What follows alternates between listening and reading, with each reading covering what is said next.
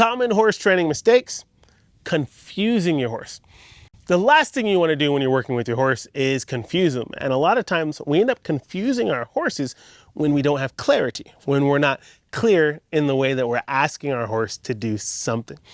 Let me show you an example. So sometimes, for example, I'll see people and they'll want their horse to back up. And what they'll do is they'll take their stick and they'll start tapping on their horse's chest and asking that horse to back up. And if that horse isn't backing up, then they'll get upset and they'll get big and loud. And then that horse will eventually back up. That's a pretty okay progression. However, let's be more clear, okay?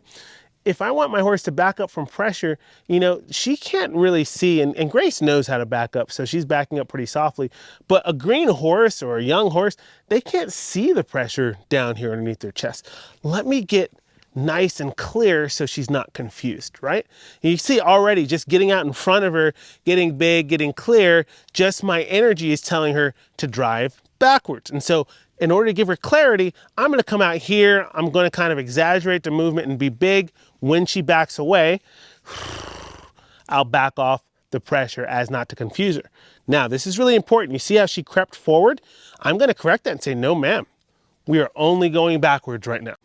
And you see how now I'm giving her clarity as to what my expectation is. If I had backed her up and then allowed her to come in forward without me asking, and I guarantee you, a lot of you are at home, this is happening all the time, not just with backing up, but other exercises where you ask for something and you have an expectation while you're doing it, but then once you release, you automatically forget about it and you start letting that horse creep up and creep up.